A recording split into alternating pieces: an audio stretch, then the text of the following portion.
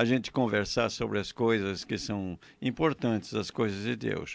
E o domingo é marcado sempre pela preparação. Nós temos João Batista preparando o povo para a chegada de Jesus, o domingo nos preparando para o Natal e também para a segunda vinda de Jesus.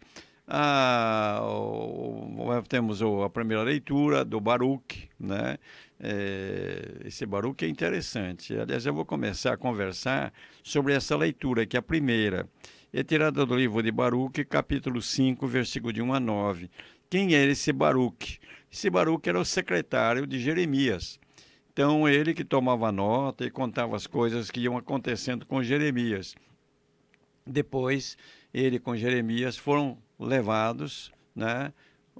Ele com Jeremias foi levado para o Egito, para o exílio, né? E diz a história, não a Bíblia, que ele e Jeremias teriam morrido na Babilônia. Mas o que nós sabemos de Baruque é isto. E o Baruque, então, ele escreveu esse livro, né? É um livro que é muito ligado ao profeta Jeremias. É interessante. E nesse trecho aqui, volta novamente o que nós já vimos no domingo passado com Isaías, a esperança. Esse trecho aqui foi escrito numa época que o povo estava exilado. Tinha sido levado para Babilônia, outros tinham fugido para outros países, o povo estava disperso. E então, nesse momento assim de dor, de sofrimento, vem como é que a gente pode dizer? Aquele raio de sol, de esperança. Então é o anúncio de Baruque. Quer dizer, Deus então falando através dele, é um profeta, não é? E ele vai dizer o quê? Que aquelas coisas que estavam acontecendo iam ser mudadas. Então ele vai pedir, despe Jerusalém a veste de luto e de aflição. Quer dizer, conversando como se a cidade fosse, vamos dizer, uma pessoa, né? Olha, tira esse luto, vai acabar tudo isso, né? E veste os adornos da glória vinda de Deus. Quer dizer, então Deus viria ao encontro daquela cidade, que é a capital de Israel, e ia mudar totalmente a sorte. E vai dizer ainda uma coisa bonita, chamando a atenção da cidade, né? Levanta-te, Jerusalém, põe-te no alto e olha para o oriente. Olha, vê teus filhos reunidos pela voz do santo, desde o poente até o levante, jubilosos por Deus ter se lembrado deles. Deus se lembrou daquele pessoal. Foram muitos anos. Jeremias profetizou 70 anos de exílio, foi um pouco menos, mas foi um tempo muito difícil. Então agora aquela visão, Deus reúne aqueles dispersos e vai trazendo de volta para Jerusalém, para a terra deles.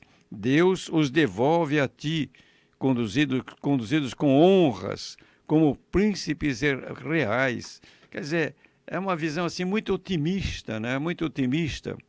E depois ele vai dizer, não é? Deus mandou que se abaixassem todos os altos montes, as colinas eternas, e se enchessem os vales para aparnar a terra, a fim de que Israel caminhe com segurança sobre a glória de Deus, não é? Então, veja essa visão bonita, né? Aquela volta, a gente começa a imaginar uma volta realmente, aquele pessoal alegre, voltando para casa, né? As florestas e todas as árvores odoríferas darão sombra a Israel por ordem de Deus. E Deus guiará Israel com alegria, à luz da sua glória, manifestando a misericórdia e a justiça que dele procedem. Veja que visão bonita. Será que foi mesmo assim, Fábio? Você acha que foi desse jeito?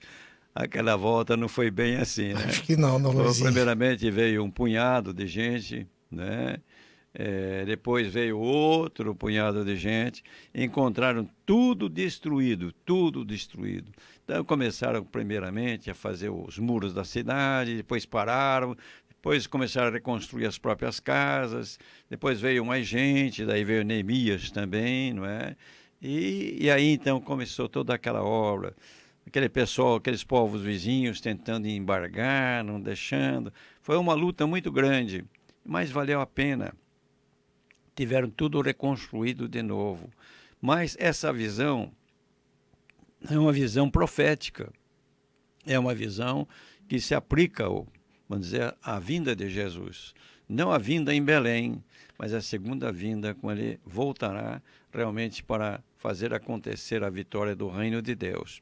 Agora, note, o Salmo.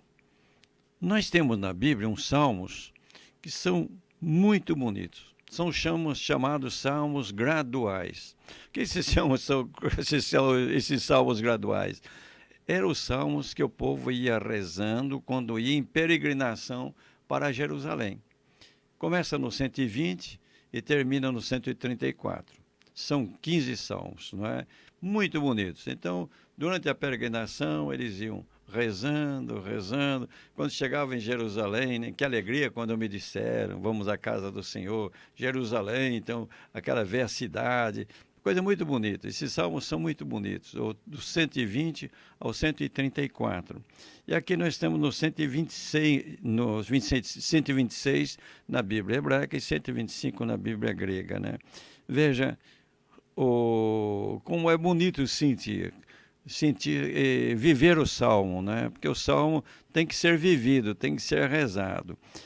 Quando o Senhor reconduziu nossos cativos, nossos exilados, parecíamos sonhar. Quando você vê uma coisa bonita, você esfrega os olhos, né? E você, mas será que é verdade? Será que eu não estou sonhando? Né? Quer dizer, quando o Senhor reconduziu nossos cativos, parecíamos sonhar. Encheu-se de sorriso nossa boca, nossos lábios de canções. Então o povo cantava, né? Nós estávamos cantando, alegres, estávamos voltando para casa. Entre os gentios, entre os outros povos, se dizia, maravilhas fez com eles o Senhor. Maravilhas. Por que maravilhas? Eles não tinham força para voltar. De repente, aquele império enorme lá da Babilônia cai e eles estão voltando para casa. Sim, maravilhas fez conosco o Senhor, exultemos de alegria. E aí ele pede, mudai a nossa sorte, Senhor, como torrentes no deserto. Os que lançam as lágrimas as sementes entre lágrimas, ceifarão com alegria. Naquele tempo, a agricultura era muito, muito complicada. Eram pequenos pedaços de terra. Às vezes, para guardar semente, o pessoal passava fome. Tirava da boca para semear. Então, a semeadura era muito dolorosa, né? Que vinham tempos complicados. Mas depois, quando vem a colheita, ceifarão com alegria. Então, multiplicaram-se aquelas sementes, né? Agora é alimento. O Senhor mostrará Deus mostrará até o esplendor a Jerusalém, a todos que estão debaixo do céu. Todo mundo vai ver. Receberás de Deus esse nome para sempre, pão da justiça, glória da piedade. E volta novamente o tema da colheita. Chorando de tristeza sairão espalhando suas sementes. Cantando de alegria voltarão carregando seus feixes. É um salmo muito pequeno esse, mas assim muito cheio de emoção. É bonito isto, né? Esse salmo a gente deve rezar nos momentos em que as dificuldades são grandes. As dificuldades são grandes, agora nós estamos semeando, né, passando complicações, mas Deus vai nos libertar disso. Que alegria, né? A alegria de ver Deus nos conduzir. Quando o Senhor reconduziu nossos cativos, parecíamos sonhar. Encheu-se de sorrisos nossa boca, nossos lábios de canções. Bonito. Veja esses dois textos como se completam. Agora, vamos olhar o texto do Evangelho.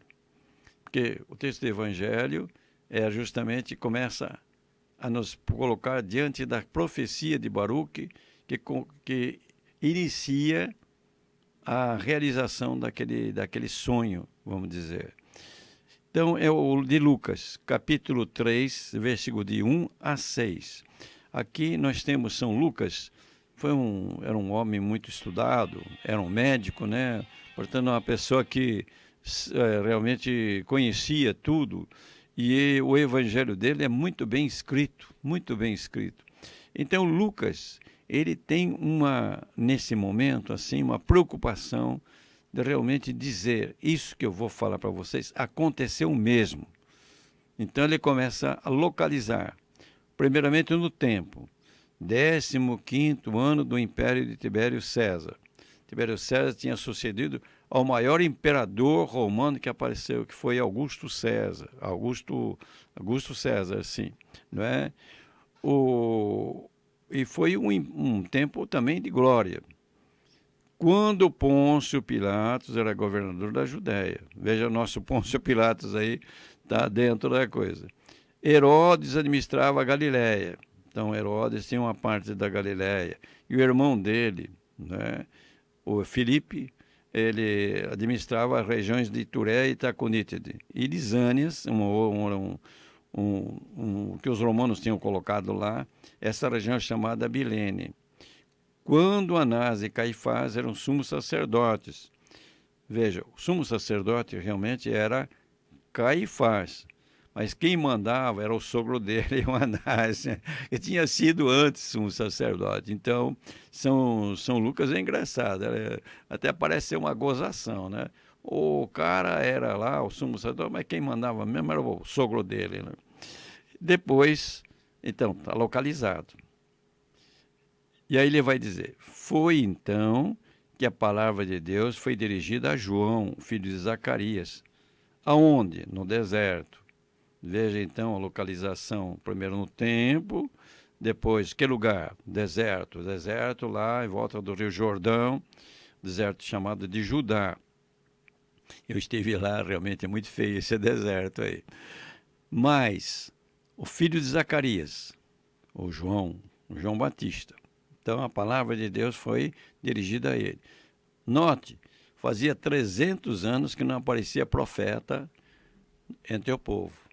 Então, assim que tem um salmo que lamenta, não temos mais profetas. Não é? O último profeta tinha sido Malaquias. E agora, a palavra de Deus se dirige a alguém que vai ser um grande profeta. É João, é o último profeta do Antigo Testamento, que prepara justamente a chegada do Salvador, do Messias. E João percorreu toda a região do Rio Jordão. O Rio Jordão, você não pensa que é um rio grande, que nem o Ipanema, né? O Jordão é mais ou menos que o Bandeirantes. Mais ou menos, até menor, acho que é o Bandeirantes, né? E ele, pelo que eles dizem, assim, o pessoal estudioso, ele estaria mais ou menos na região em frente a Jericó, por onde Josué introduziu o povo na terra prometida. E aí, então, o que o João fazia? Pregando um batismo de conversão para o perdão dos pecados. Quer dizer que, então, ele estava preparando o pessoal. E ele realmente foi muito procurado. Vinha gente de todo lado. Porque João tinha uma vida muito dura. E o João chamava a atenção do pessoal mesmo. Ele dizia para todo mundo, você tem de mudar de vida, etc. E quem aceitava a pregação dele, ele batizava no Rio Jordão, nessa região aí que eu falei. E o que acontecia? Né? Então, aquele pessoal começou a ser preparado para receber o Salvador. Esse batismo do João não é o nosso batismo. Nosso batismo é novo nascimento. O batismo de João era um batismo de preparação, de conversão, pessoa que se arrepende e procura mudar de vida. Eu sempre falei para vocês que na primeira leitura nós temos muita presença de Isaías, né? Agora, de repente, hoje está o Baruque lá que enfiou o nariz aí na nossa liturgia, né? Mas o Isaías, ele não abriu mão, não. E aparece o Isaías de novo aqui, aparece nesse texto, né? E ele vai dizer assim, não é? O São Lucas, como está escrito no livro das palavras do profeta Isaías. Isaías aí defendeu o direito dele, né? E quais são essas palavras? Esta é a voz daquele que grita no deserto. Esta é a voz daquele que grita no deserto. O que João estava gritando no deserto? Se gritando significa uma voz forte. Não é que João ficasse gritando, né? É uma expressão para falar da força da palavra de Deus em João Batista, não é? E o que que o João Batista dizia no deserto? Preparai o caminho do Senhor, endireitai suas veredas. Se você notar, é muito parecido com o Baruque. Veja, todo o vale será aterrado, toda colina, montanha e colinas serão rebaixadas, as passagens tortuosas ficarão retas e os caminhos acidentados serão aplainados. Muito parecido com o Baruque, não é? E todas as pessoas verão a salvação de Deus. Então, João Batista é a voz que convida o povo a mudar de vida, a pessoa a corrigir os seus problemas, não é? Resolver seus problemas, né? Mudar de vida, isso aqui que é importante, para receber o Salvador, que é Jesus Cristo. É muito interessante isso daqui. Esses dias atrás, num ofício de leituras que nós padres fazemos assim pelo povo, né? Havia um trecho de uma homilia de São Bernardo. São Bernardo fala assim ali: são 3 as vindas de Jesus, 3. A Bíblia fala em 2, ele fala 3, mas ele tem razão. A primeira foi o Natal. Jesus veio para ser o nosso Salvador, nasceu lá em Belém, todas aquelas coisas que vamos lembrar agora no Natal. A segunda vinda, a outra vinda de Jesus, no final dos tempos, quando o reino de Deus vai ser vencedor, vai ser restabelecido não, será estabelecido em toda a sua força. E a terceira que ele fala, é agora, né? Jesus está no meio de nós, ele não nos deixou, continua conosco, está na nossa vida, está na nossa Eucaristia, na palavra, quando nos reunimos no nome dele, ele mesmo disse que estaria no meio, né? E assim por diante. Então, essa seria a terceira vinda de Jesus. A primeira já aconteceu, a segunda está se realizando, e a terceira vai acontecer, né? Então, a gente precisa realmente se preparar para que a primeira vinda de Jesus em Belém diga alguma coisa para nós. Você é bonito, canta, noite feliz, né? Bate os sinos de Belém, muito bonito, né? Mas o que isso diz na nossa vida? Porque isso que é o interessante. Que nem Deus. Você acredita em Deus, mas o que Deus disse para você? O que ele realmente diz, né? Então, primeira vinda de Jesus. No Natal, a gente tem de pensar um pouquinho nisso. O que Jesus disse para mim, para minha família, para o meu trabalho, para minha cidade, enfim, para minha igreja. O que Jesus disse? Segunda coisa, a gente se prepara para a segunda vinda de Jesus. De que maneira? Com essa presença de Jesus agora, quer dizer, descobrindo ele presente, e a gente procurando realmente mostrar com a nossa vida que nós acreditamos no nosso Salvador, Jesus Cristo.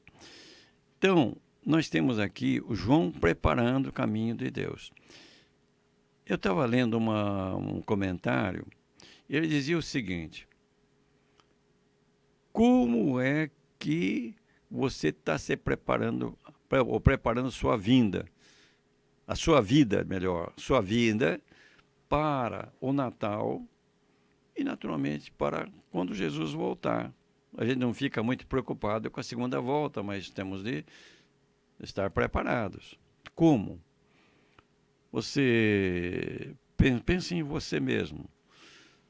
Quais são as montanhas que você tem de derrubar ele, né? Quais são os buracos que você tem de preencher? Então pensa na sua vida, a gente tem que, né? Esse Natal que tem de ser esse momento assim de viver realmente esse encontro com Jesus, né? E depois na sua família, quais são as montanhas para tirar, os buracos para cobrir, né? Os caminhos meio tortos, quem tem de corrigir. Eu acho que é uma boa ocasião para a gente viver isso, né? Na nossa vida, na nossa família, no nosso trabalho, nossas amizades, nossas diversões, né? Eu acho que a gente tem de pensar um pouquinho isso, não acha, não? Eu acho que é importante, porque senão, o que Jesus diz realmente para nós? Agora, a segunda leitura é muito interessante também. Você está vendo como as leituras vão se encaixando? A segunda leitura é tirada da carta que São Paulo escreveu aos Filipenses. É o capítulo 1, versículo 4 até o 11. A primeira cidade da Europa que foi evangelizada por São Paulo foi Filipos. E lá, então, até foi bonito, que é uma comunidade que tinha muita mulher, né? Você lembra? Lídia, né? Era uma comerciante de tecidos, né? De púrpura. E outras mulheres que se reuniam com ela lá. E a comunidade se reunia na casa de Lídia, né? Porque naquele tempo não havia igrejas. As casas que eram os locais de reunião da comunidade. E é uma comunidade muito bonita. Quis muito bem São Paulo. São Paulo não ficou muito tempo lá, não, porque se levantou novamente uma perseguição contra ele, incentivada pela sinagoga da cidade, e ele teve de ir para outra cidade, Tessalônica. Chegou lá também, foi a mesma coisa, Paulo sai correndo de lá, né? Mas essa comunidade de Filipos, uma comunidade assim muito bonita. Por quê? Tinha muita amizade com Paulo. Então, de vez em quando mandava dinheiro para Paulo, por causa sabia que Paulo vivia do trabalho dele, e às vezes pode se dedicar à evangelização, então não podia trabalhar. Então, uma comunidade assim, muito, muito próxima, né? Apoiando realmente, né? E mandou, inclusive, uma pessoa para ajudá-lo, Epafrodito, né? É muito, muito interessante esse relacionamento de Paulo com essa comunidade. Então, é uma carta assim, muito afetuosa, né? É uma comunidade que viveu realmente a chegada de Jesus, quer dizer, uma comunidade que foi muito consequente com o Evangelho. É uma comunidade, portanto, que diz muita coisa. Então, São Paulo aqui, ele começa mostrando essa amizade. Sempre em todas as minhas orações eu rezo por vós com alegria, por causa da vossa comunhão conosco na divulgação do Evangelho desde o primeiro dia até agora. Quer dizer, uma comunidade que se interessou realmente pela evangelização, né? Veja, uma comunidade, portanto, que teve Jesus Cristo como centro.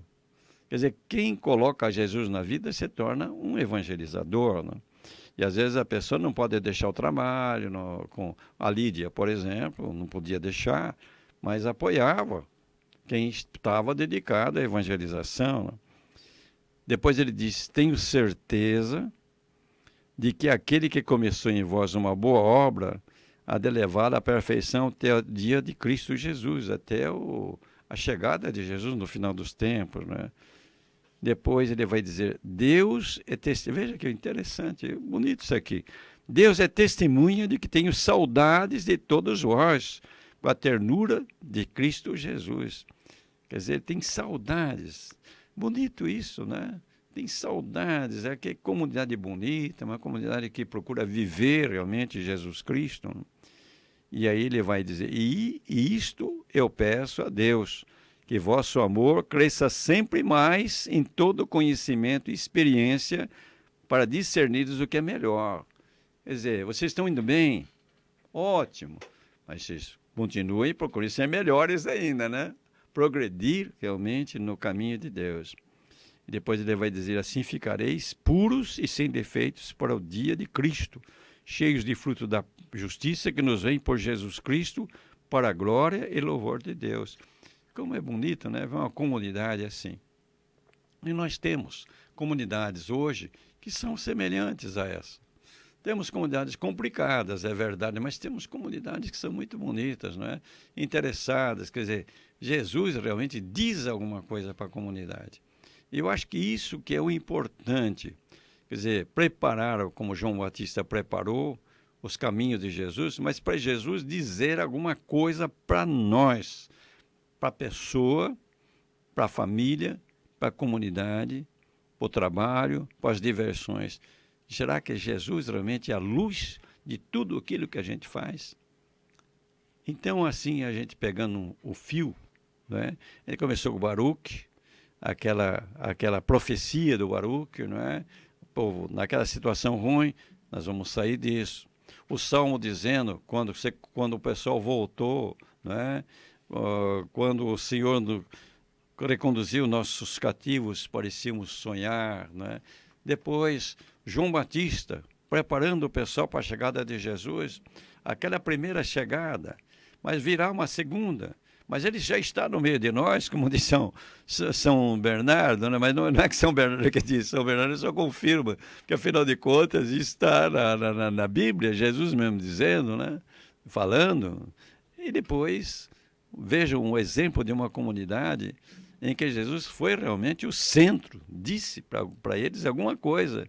Quer dizer, foi o acontecimento. E a comunidade viveu realmente isso que é mais importante numa comunidade. As pessoas se amando, se querendo bem, se ajudando, se apoiando e apoiando também o trabalho missionário em outras comunidades que precisam ser fundadas, que precisam receber a mensagem de Deus. Eu acho muito bonito esse domingo. É um domingo assim que diz bastante, né? A figura do João Batista, a voz no deserto, né? Preparando o povo, a comunidade que viveu o encontro com Jesus, a comunidade de Filipos, os filipenses, né? E a esperança, a primeira leitura, o futuro, olhar para frente. Certo, Fábio? Dom Luizinho, mas tá muito certo. Dom Luizinho, o senhor me permite só fazer uma observação? Eu acho que eu estava dormindo nos outros natais. Porque eu não tinha, pelo menos não tinha percebido, não tinha aberto os olhos para como que o Natal é uma época, porque eu via assim um tempo de conversão e penitência, de retorno, via mais como a quaresma. Quaresma, sim. Mas o Natal tem todo, é por isso que a cor, né, litúrgica, inclusive o roxo, né? Roxa. E como ele tem esse apelo à conversão, esse apelo a nós olharmos para dentro de nós, e como o senhor trouxe isso tão claro, né, através da explicação da liturgia desse final de semana, como que é importante nós fazermos isso, né, aplainar os caminhos, né, que o senhor vem ressaltando aí da leitura do Evangelho, do Baruque, como que é importante isso, né, para que nós tenhamos uma preparação, de fato, para que a vinda de Jesus, que pode ser uma comemoração histórica, mas que ela tenha um significado espiritual para a gente também, né, Dom Luizinho? Eu acho que é uma época da gente se perguntar uma série de coisas, né? Porque, vamos dizer, você vai na igreja, vai à missa, a família bem, tudo mais, né? Mas, às vezes, de cair numa rotina, a rotina é uma coisa engraçada na vida da gente. É aquela monotonia, sempre a mesma coisa, sempre a mesma coisa, né? E se a gente não toma cuidado, né? As coisas perdem sentido, né? Eu gosto de contar aquela história, não sei se já contei aqui para vocês, a história do gato. Já contei para Não me vocês? lembro, Dom Não. Luizinho. Pois é, então diz que na Índia, isso é um padre jesuíta, um hindu, que conta nos livros dele, né? Num dos livros dele. Então, na Índia, tinha um fulano que ele se aprofundou na religião lá da Índia, né? E eles têm lá os mestres, são os gurus, né? E ele, então, fez uma casa grande para receber discípulos, porque o estilo dessas escolas, vamos dizer, é a convivência, aprender a viver, né? Isso é muito da filosofia e da religião lá da Índia. Então, ele preparou e depois ele recebeu os discípulos. Chegaram lá, mas ele tinha um gato. Ele gostava muito do gato, né? Era muito amigo do gato. E o que aconteceu? Ele organizou a comunidade e tinha os momentos em que eles se reuniam para fazer meditação. A meditação deles é um pouquinho diferente da nossa. Meditação, a pessoa fica em silêncio e se desligar, não é? E quando eles iam fazer a meditação, o gato chegava e ia querer tropé, né?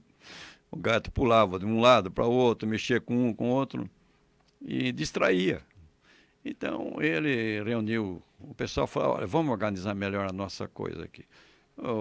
Então, com esse problema da meditação, então, um de vocês, vamos escalar toda semana, um de vocês, antes da meditação, prende o gato, e depois, quando termina, você solta o gato. Ele solta o gato. Bom, e a coisa começou a funcionar.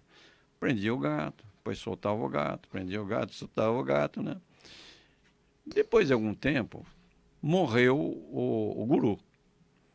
Aí, então, escolheram outro lá, fizeram uma votação, ficou outro, e continuaram aquela história, prendendo o gato, soltando o gato. Um dia o gato morreu.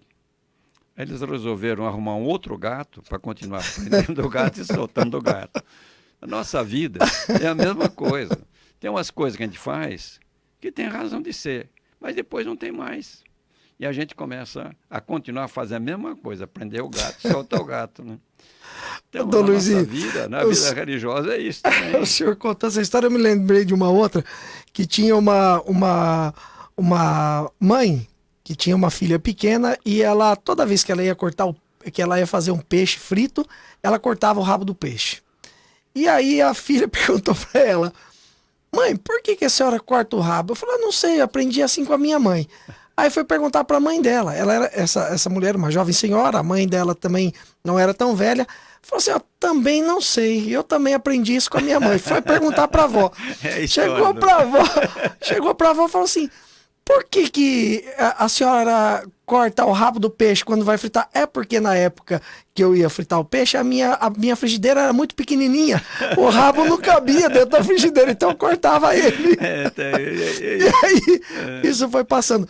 É a mesma situação do Luizinho. A gente tem que tomar cuidado com isso, né? Cuidado. Então, nós temos umas festas da igreja que é justamente para isso. A gente sai da rotina. Sim. Você veja aí o tempo comum. A rotina grande, foram 34 domingos, né? Então, aquela rotina. Então, nós temos algumas festas. Por exemplo, Páscoa, que é a maior, Pentecostes, Natal, temos festa de Nossa Senhora. Por que existem essas festas? Para você falar, puxa vida, como é que eu estou vivendo a minha fé? Afinal de contas, eu posso ir na igreja e às vezes nem me lembrar de Deus, né? Acontece, você vai lá, repete a mesma coisa. Não, então, Natal, por exemplo, quem é Jesus para você? Então, aí, isso daí, se Jesus é realmente alguém que diz muita coisa para a minha vida, então eu tenho de repensar um pouco a minha vida, tenho de acertar algumas coisas na minha vida pessoal, familiar, de trabalho, de igreja, de relacionamento, eu tenho de dar uma acertada, né? Porque eu tenho de ver, afinal de contas, ele entra na minha vida e muda a minha vida, né? Então, são ocasiões ótimas para isso. E o Natal serve muito bem para isso mesmo. Que coisa boa, né? Louvado seja Deus, Dom Luizinho, por esses períodos do ano que a gente pode fazer essas reflexões e superar, né? E coisas ruins, reanimar. Né? Coisa tão bonita, meu Deus do céu. Olha, que coisa. Natal, Deus conosco, Emmanuel, né? Vamos ver isso depois. É que nós estamos tão mal acostumados, como crianças mimadas, né? Que a gente não faz nem ideia da bênção que é, né? A vinda de Deus, a vinda de Jesus para o nosso mundo. Quanto ele nos livrou, né? De tanta coisa ruim. E ainda pode nos livrar muito mais. Que coisa boa. Dom Luizinho, infelizmente, né? O nosso tempo tá no final. Nós precisamos terminar esse momento aqui, que sempre é com aquela pena, com aquele gostinho de quero mais, né, Érica? Que a gente tem isso. Mas precisamos terminar, e para terminar com chave de ouro, por assim dizer, né? Uma bênção para os nossos ouvintes também, e para nós aqui do estúdio, para toda a rádio. O Senhor esteja convosco. Ele está no meio de nós. Nosso Senhor Jesus Cristo esteja diante de vós para vos guiar. Amém. Atrás de vós para vos proteger. Amém. E aos vossos lados para vos acompanhar. Amém. E abençoe-vos o Deus Todo-Poderoso, Pai, Filho e Espírito Santo, e esta bênção permaneça para sempre. Amém.